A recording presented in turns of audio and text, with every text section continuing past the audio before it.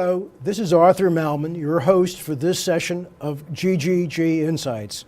Today we have with us Krae van Sickle, who's been with us before, and will talk more to us about how we protect ourselves from the grid going down, how we make the East Hampton area more self-sufficient and resilient. And up to now, we've always thought about climate. The wind knocks down the power line or something like that. But we also are now living in a new world where there's cybersecurity problems. How the grid could go down because of the intervention of the Chinese, the Iranians, anyone we can think of could attack our grid the same way a storm could. I think, Krae, you brought a map with you today, and that would be great to have everybody take a look at, to give some perspective in your first slide of where we're producing power, how we're using it, and quite frankly, our vulnerability. If we could have that first slide of the map, why don't you explain to us what that is all about? Great. So, thanks. The idea that I'm trying to suggest is that we are currently very vulnerable to a grid failure. And when you think about it, energy is the basis of our functioning as a community on every level. So right? this map shows 3 stars. Those red stars are? Those are the power plants that exist at Port Jeff, Yaphank, and Riverhead. And as you can see, we don't generate any power ourselves on the South Fork of Long Island. All that power comes to us over inherently vulnerable single point of failure transmission lines. And I think you brought a failed transmission line with you, but I think we can all understand that these things are vulnerable. Yeah, that's the vulnerable to climate one.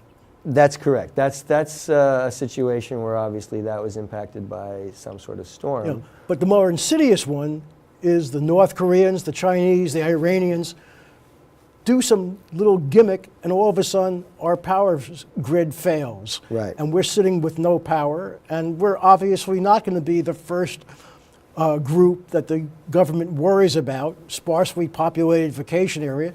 They're going to be running around for New York City, for Brookhaven. That's a great point. You know, that's a great point. We're the last on the list. You see, that's a very relevant idea. So the President's Infrastructure Advisory Council, I think it was, that reports to Homeland Security, recently issued a report that said that America in general is completely unprepared for a catastrophic grid failure through either cyber attack, which they mentioned, or through other causes like climate, because climate's changing very rapidly, right?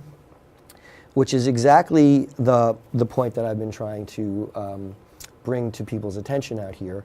And what they suggest as a remedy is in their third recommendation, is that critical services should be co-located, in other words, aggregated within communities, and that self-sufficient energy systems, including renewable energy resources, should be part of the system that supports those critical services during emergencies, so that we don't have to migrate away from areas that are rendered completely unfunctional because there's no more power. And as you just pointed out, just to follow on your, if we have a really big storm, like the one that hit Florida, Edward, which had a 15, 20-foot seawall, and if you look there, all of the infrastructure was wiped out. The ones in Puerto Rico also were very catastrophic, but you could see that the rooftop solar systems remained 100% operational, and in Sandy, Princeton had a microgrid that also remained operational, as were all the critical services aggregated. So if we have a big one, they're going to be preoccupied with everybody further west, because those are much more densely populated areas. Can we really depend on fuel deliveries for our backup generators, which only go for so long?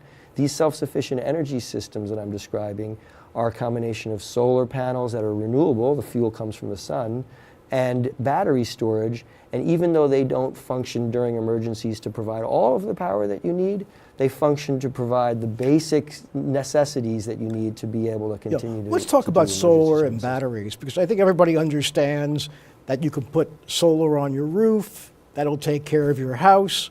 It may give you extra power you could share with your neighbor in some way or the community, Potentially, eventually. yeah. potentially. Subject to some laws and regulations that have to be adjusted. Right. We're getting there. And then we hopefully. also have batteries. We're not talking about the kind that go in your flashlight. We're talking about batteries that are 4 or 5 or 10 feet high and 6 feet wide. But Oh, even- they have one in Australia that is, city blocks big. Yeah, It's, but those, they can but even aggregate them. but those batteries are not, at least the ones that I understand now, that PSE&G is building battery installations. I think one out in Riverhead, one out One someplace in else. Montauk and one in Cove Hollow. I'm sorry, I said Riverhead. I was going the wrong way. They're probably building one out there too. But those batteries have enough power for the area for, I think, only 4 or 5 hours. Yeah, well, it's all a matter of capacity, and I think that what my suggestion is, and what was mirrored by this report to Homeland Security, is that you start with the critical service facilities, and those batteries would provide an enormous amount of backup power for the Montauk firehouses, for instance. If they were moved less than a mile to the east, and they were associated with the Montauk firehouse, and there was solar, panels on the parking lot and so forth. Then we would have emergency communications there. We would have the EMT response. We would be able to have, if the critical services like other food and the water tower were also, which are there, and the transportation hub, we could have a lot of the other kinds of things that we would depend on, like refrigeration, operate to a sufficient extent as a starting point where Montauk wouldn't be just completely dead in the water, which is the way it would be now. Yeah. They have backup generators, but as soon as the fuel deliveries stop, everything stops. The other thing we've been talking about is this idea of a microgrid. Right. And you want to just explain to everybody what you're talking about Yes, there? if we bounce good. to there, okay. So the idea is a microgrid is just a self-contained energy system. It could be in one house, or it can be like on a campus, like the East Hampton municipal campus, let's say.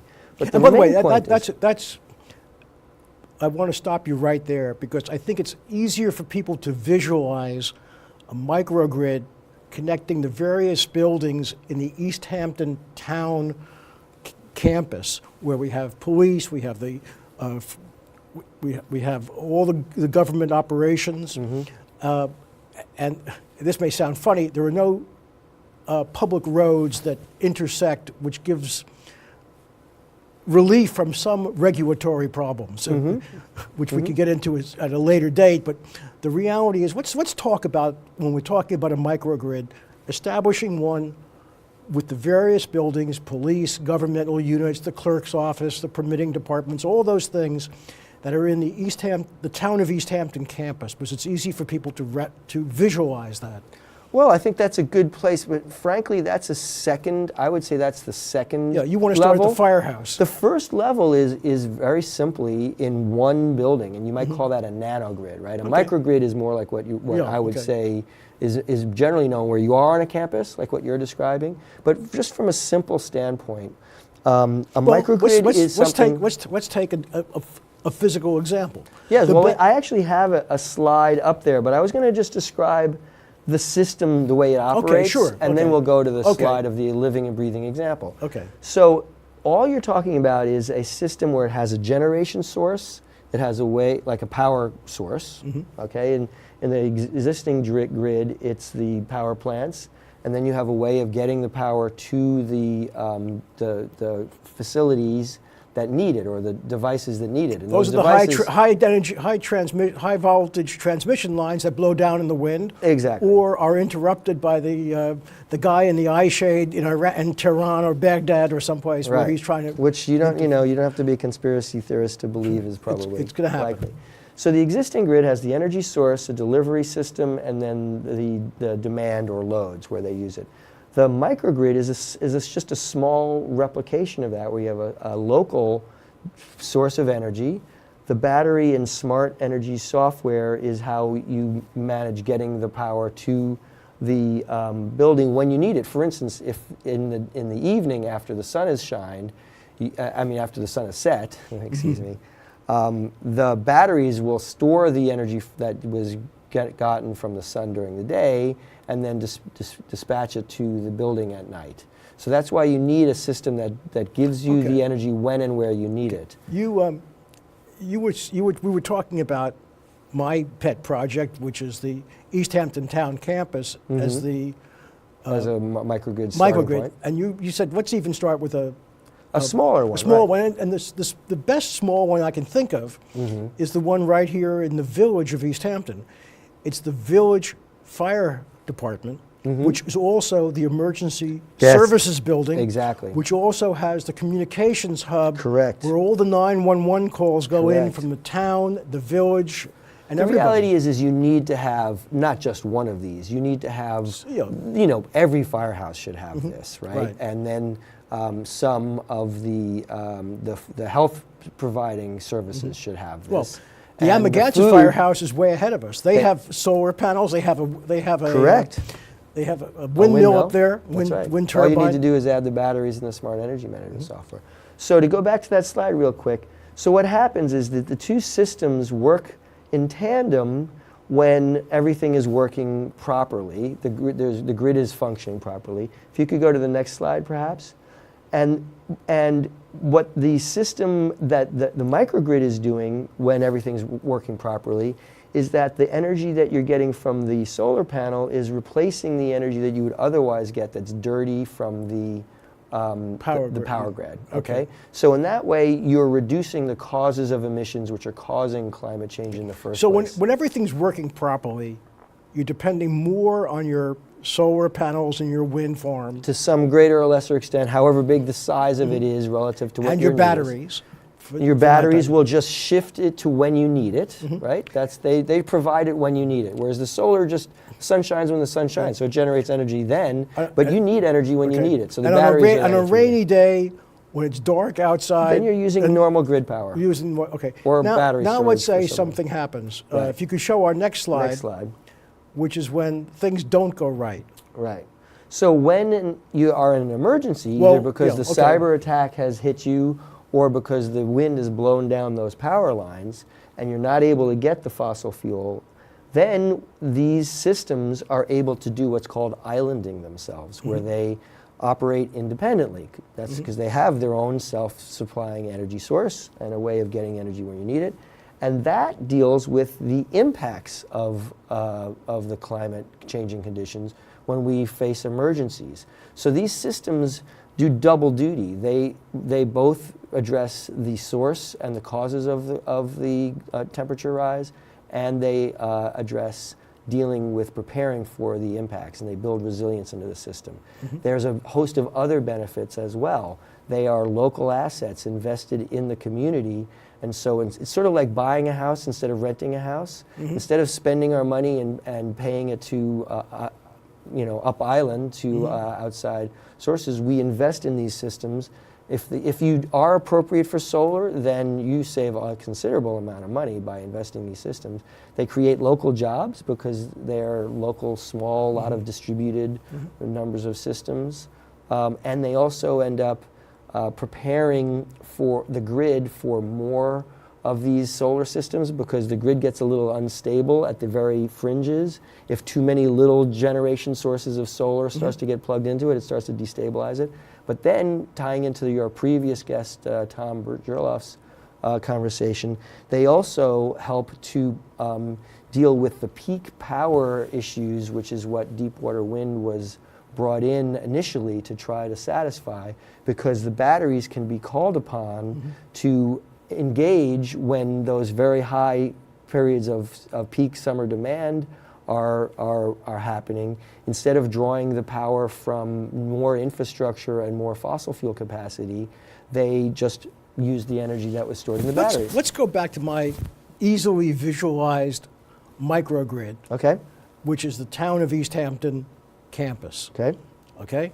And they may add a couple of buildings there or not, I'm not sure, but at least there's I like the East Hampton Firehouse Emergency Center. Okay. But go ahead, whatever you want. No, the reason I'm saying that Well, actually, let's go back to the Emergency Services Center. Mm-hmm. Because they have something that's, if you go to the East Hampton Town Hall Mm-hmm. and you go into the parking lot, the first thing you find is it's got to be replaced or dramatically repaired. Right. It's pretty It is a mess. haphazard, yeah. And that gets to my next statement. Mm-hmm. If you compare that to the firehouse in the village of East Hampton, Mm-hmm. or the emergency services building, really, in the village of Right. East Hampton, that parking lot's in pretty darn good shape. Right.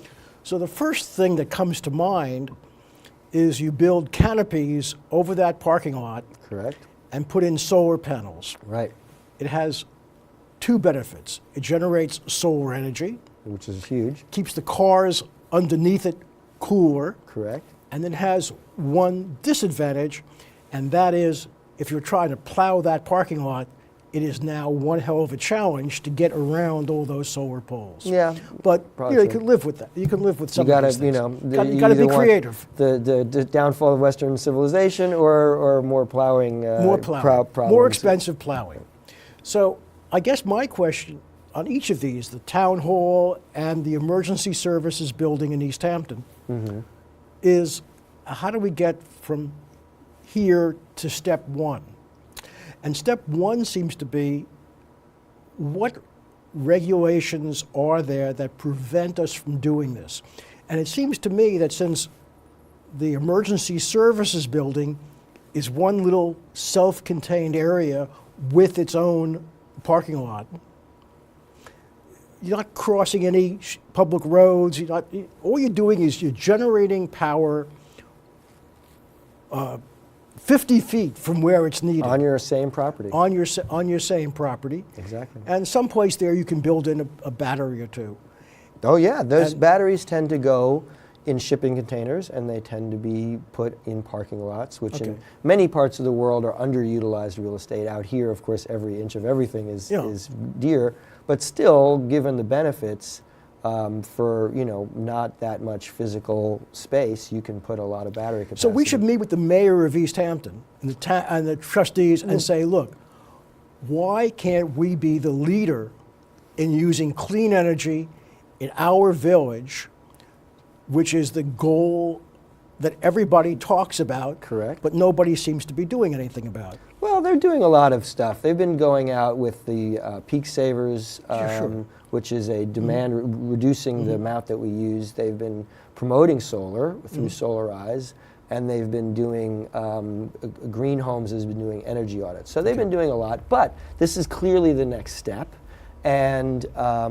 the compelling thing that I would say, which is just what you were getting to, is that we don't have to ask the utility to change any laws. Yeah, but What that- we but- need a lot of public support for this so that it becomes a priority to create demonstration projects in the near term and learn about the operation performance of these things locally, learn about the economics of these things, and see how they work so people can get familiar with them and we can continue to add more of them as fast as possible so that we're not sitting ducks when the big storms happen. Yeah, I think one of the things that is frustrating to me personally is that when we talk about in the town deep water wind, people are slapping themselves on the back and saying, now we're going to produce a major portion of our energy that we need. Well, that's just not true, because the deep water wind energy is not going into the town of East Hampton. It's really going into the LIPA grid for all of Long Island. And I don't want to take a guess with any precision as to how much of that will end up in East Hampton, but probably 2 or 3%. Yes, So I think it's something like that. We're not producing. There's different ways of looking at it. And But by they're the way, saying it generates the equivalent amount that yeah. we do, Yeah. and we did have a lot to try to get that project going. But I think that the design of the system, as you and Tom were Yeah. very, very adept at explaining, Yeah. is flawed, and there are Yeah. more efficient ways of investing in infrastructure, which is what I'm suggesting. Yeah. And Is we're not- invested in local assets, and that's money much better spent. Yeah, and we're not denigrating wind. I mean, No, I think it's very not at all. important. I think everybody who's been talking to me about this has agreed wind is a major source of energy that's Absolutely clean, necessary. renewable, and will solve many of our problems. It's necessary. But the only problem so far has been this particular wind farm that has been proposed is relatively small and relatively uneconomic, with the cable probably going into the wrong place.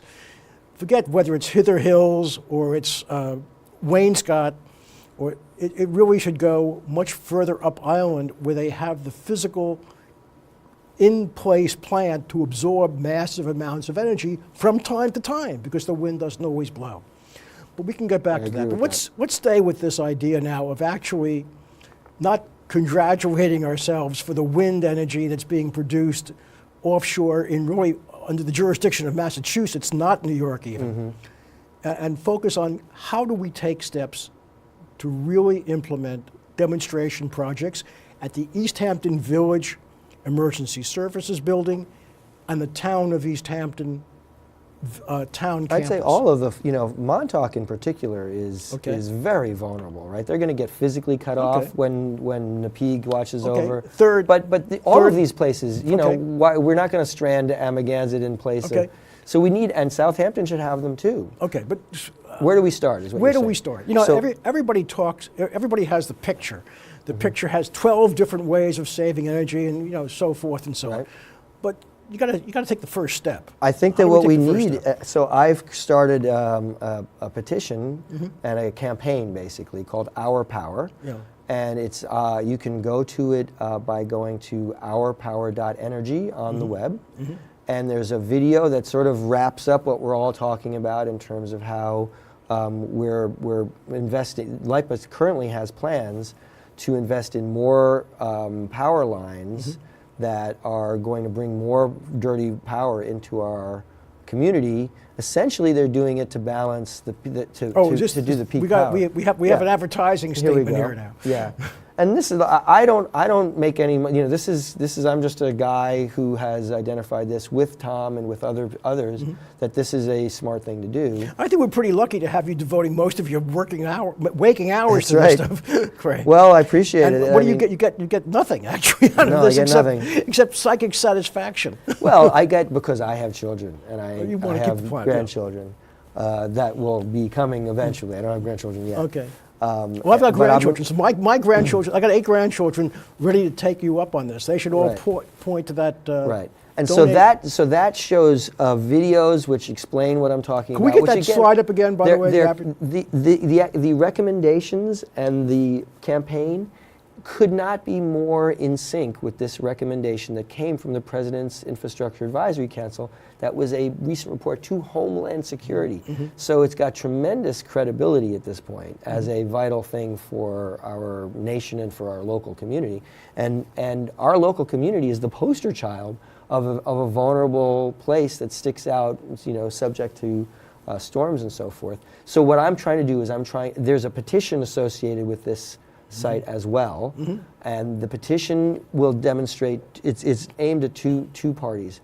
One, it's aimed at the governor, who appoints 5 of the 9 LIPA board members, and so the governor has a lot of influence over LIPA, and LIPA has a lot of influence over the energy policies, and it's also something that I want to use to show that there's a lot of popular support for starting with these local energy demonstration projects at critical infrastructure to the town board. They need to hear from us, right? So I've given us, as collectively as citizens, a mechanism for demonstrating to the town board, hey, we want to try this out. And economically, I have another slide in there.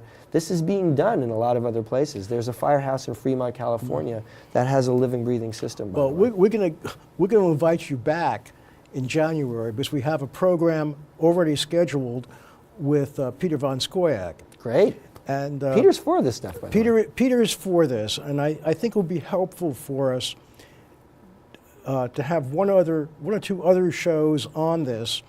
One, to see if we can find the new owners of the offshore wind farm, and see if we can understand more their motivation and how we can make that wind farm more economic, maybe make it bigger to produce more energy more economically, and then also talk a little bit with some people about some of the legal and administrative hurdles to doing what we need to do, and how to overcome those. And I'm not suggesting we do these things in one at a time and wait till one is finished. But the reason I've sort of focused on the Village Emergency Services facility and the town campus is those places don't get us involved with crossing streets and using outside power lines. So many of the regulatory and the legal problems are avoided.